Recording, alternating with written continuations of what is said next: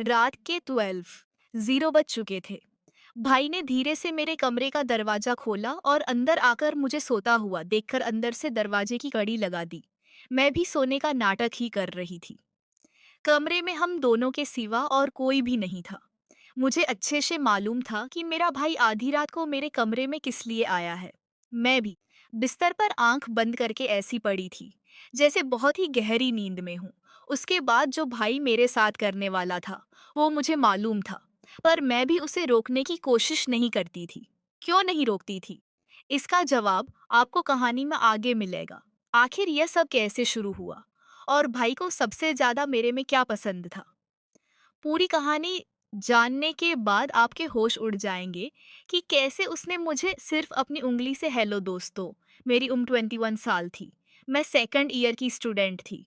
उन दिनों गर्मी शुरू हो चुकी थी, इसलिए हमें कॉलेज से छुट्टियां मिल गई थी। रोज की तरह आज भी पूरे घर की सफाई करने के बाद मैं अपने बिस्तर पर आराम कर रही थी। थकावट इतनी ज्यादा थी कि ऐसा लग रहा था जैसे पूरा बदन अकड़ गया हो।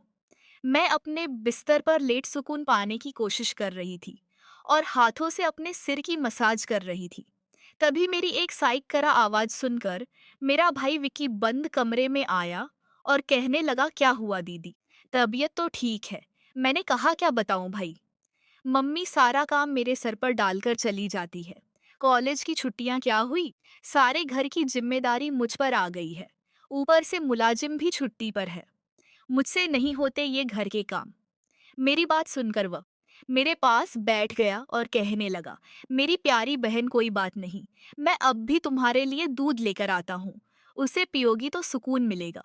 विक्की की बात सुनकर मैं मुस्कुरा दी और कहा, बस तुम खाना बाहर से ले आना, मैं थोड़ी देर सो जाऊंगी। इसके बाद वह वापस दूध लेकर आया। उसे देखकर मुझे उस पर बहुत प्यार आया। सच में दुनिया में बहुत कम ही ऐसे भाई होते हैं जो अपनी बहनों का इतना ख्याल रखते हैं। मैंने उसे ढेर सारी दुआएं दी और उसका लाया हुआ दूध पीने लगी। दूध पीने के बाद मैंने गिलास एक साइड पर रखा और लेट गई। विक्की कहने लगा, चलो मैं तुम्हारा सिर दबा देता हूँ, तुम आराम से सो जाओ। वो मेरे सिरहाने बैठ गया और अपने हाथों से मेरा सिर दबाने लगा। मुझे धीरे धीरे सुकून मिलने लगा और दर्द भी कम होने लगा। मैं आंखें मूंद कर सोने लगी और गहरी नींद में चली गई। मुझे पता ही नहीं चला कि घंटों तक मैं सोती रही। मेरी आंख मम्मी की आवाज से खुली। मैं हड़बड़ा कर उठी। सिर बुरी तरह बोझिल हो रहा था। घड़ी पर नजर डाली तो रात के 10:00 बज रहे थे। मुझे एकदम झटका सा लगा। बड़ी अजीब बात थी कि पापा ऑफिस से वापस आ चुके थे। शायद थकावट की वजह से मुझे वक्त का एहसास ही नहीं हुआ। जैसे ही उठकर 2 कदम चली, मुझे चक्कर आ गए। आंखों के आगे अंधेरा छा गया। अगर दीवार का सहारा ना लिया होता तो यकीनन गिर जाती। फ्रेश होकर बाहर आई तो देखा खाने की टेबल पर सब मेरा ही इंतजार कर रहे थे। मैं जाकर आराम से कुर्सी पर बैठ गई। विक्की मुझे देखकर मेरी प्लेट में खाना डालने लगा। फिर मम्मी से कहने लगा, मम्मी उन्नू पर काम का बोझ थोड़ा कम डाला करे। अगर उन्नू नहीं आ रही है तो उसकी जगह किसी और को रख ले। यह बेचारी सारा दिन काम करके थक जाती है। देखे तो इसकी रंगत भी पीली पड़ चुकी है। मेरी हालत वाकई खराब हो चुकी थी। मैं बहुत थकी हुई महसूस कर रही थी। मम्मी और पापा दोनों ही जॉब करते थे, क्योंकि सिर्फ पापा की नौकरी से घर चलाना मुश्किल था। ऊपर से हमारी पढ़ाई के खर्चे भी कुछ कम नहीं थे।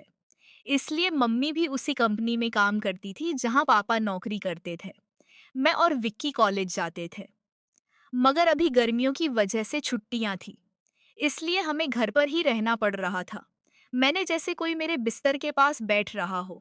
ऐसा लगा जैसे कोई अपना हाथ मेरी और बढ़ा रहा हो। डरते हुए मैंने पलट के देखा, लेकिन वहां कोई नहीं था। घबराहट के मारे मेरी सांसें तेज हो गई थी। मैंने तुरंत उठकर कमरे की लाइट ऑन की। दरवाजा खोलकर बाहर भी देखा, मगर वहां भी कोई नहीं था। आज से पहले ऐसा कभी नहीं हुआ था जो अब हो रहा था। मुझे प्यास लगी तो मैं कमरे का दरवाजा खोलकर बाहर निकली। उसी वक्त विक्की भी अपने कमरे से बाहर निकला। मुझे देखकर उसने पूछा, क्या बात है, आप अभी तक जाग रही हैं? मैंने जवाब दिया, कुछ नहीं, बस ऐसा महसूस हुआ जैसे कमरे में कोई मौजूद हो। पानी पीकर मैं दोबारा कमरे में आ गई और पीछे पीछे विक्की भी आ गया। उसने कहा, आपको डरने की जरूरत नहीं है। अगर आपको डर लग रहा है, तो मैं आपके पास सो जाता हूँ।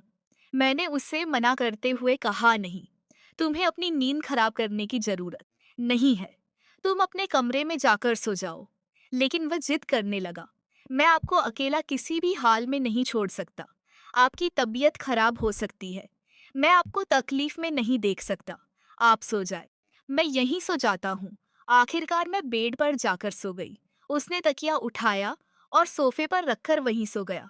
उस रात मुझे ऐसा महसूस हुआ जैसे कोई मेरे सिरहाने बैठकर मुझे बहुत देर तक देखता रहा हो। उसने मेरे बालों को सहलाया, मेरे चेहरे पर उंगलियां फेरी और मैं सुकून से सोती रही। यह सब मुझे एक सपने जैसा लग रहा था। अगली सुबह जब मैं उठी तो मेरा मूड बड़ा अजीब था। लेकिन जब मैंने अपने भाई पर गौर किया तो मैं हैरान रह गई। शुक्र था कि मैंने अपने जिस्म को दुपट्टे से ढक रखा था। मेरी कमीज बेतरतीब हो चुकी थी। मुझे हैरत हुई, क्योंकि आज से पहले मैं कभी इस तरह इतनी गहरी नींद में नहीं सोई थी। आज मैं थोड़ी खुश भी महसूस कर रही थी, लेकिन इसकी वजह समझ नहीं आ रही थी। मैंने उससे पूछा तो उसने कहा, मैं तो रोज ही इतना खुश होता हूँ, जिसे आप जैसी बहन मिल जाए वो क्यों ना खुश हो। घर के सारे काम निपटाकर जब मैं बैठी तो विक्की तेल लेकर मेरे पास आ गया। कहने लगा, आओ दीदी अपने बाल खोल लीजिए, मैं आपके सिर में मसाज कर देता हूँ। मुझे उसकी हरकतें अजीब लगने लगी। मैंने कहा, यह तुम्हारा काम नहीं है। जाओ अपने दोस्तों के साथ घूमो फिरो, मुझे मसाज की जरूरत नहीं है। मगर उसने मेरी बात नहीं मानी और खुली मेरे बालों से कैचर उतारते हुए कहने लगा, आप नखरे मत किया करें। किस्मत वालों को ही ऐसे भाई मिलते हैं। जब आपका भाई आपके खूबसूरत रेशमी बालों में मसाज करना चाहता है, तो आपको क्या समस्या हो सकती है। आ जाइए, मैं आपके सिर की मसाज कर देता हूँ। आपको बहुत सुकून मिलेगा। वो मुझे उठाकर कमरे में ले गया। मैं बेड पर तकिया रखकर लेट गई। मेरे बाल बेड से नीचे लटक रहे थे। वो मेरे सिरहाने बैठकर मेरे बालों की मसाज करने लगा। विकी मुझसे 5 साल छोटा था, लेकिन मुझे नाम से ही बुलाता था। उसने कहा, आप इतनी प्यारी है कि आपको देखकर दिल करता है कि आप हमेशा इसी तरह मुस्कुराती रहे और मैं आपकी लाड उठाता रहूं। वो मेरे बालों की मसाज कर रहा था और उसके हाथों में जैसे जादू था। मुझे इतना अच्छा लग रहा था कि मैं धीरे धीरे नींद की वादियों में खोने लगी। तेल की खुशबू भी बहुत जबरदस्त थी। मैंने उससे पूछा, ये कौन सा तेल है। वो बोला, यह बहुत ही खास तेल है, खास आपके लिए। आपके जो इतने हसीन बाल हैं ना, यह उन्हीं बालों के लिए बना है। उसकी बातें बहुत प्यारी थी। हालांकि मैं समझ नहीं पा रही थी कि वह किस लहजे में बात कर रहा है। बहरहाल मसाज के दौरान ही मैं गहरी नींद में खो गई। कुछ देर बाद जब मेरी आंख खुली तो मेरा पूरा बदन दर्द से टूट रहा था। ऐसा लग रहा था जैसे मेरी टांगों पर बहुत ज्यादा वजन रखा गया हो। पूरे बदन में दर्द सरक रहा था। मैं धीरे धीरे उठकर बैठी और आसपास देखने लगी। मेरी हालत अजीब थी। जब मैंने खुद पर गौर किया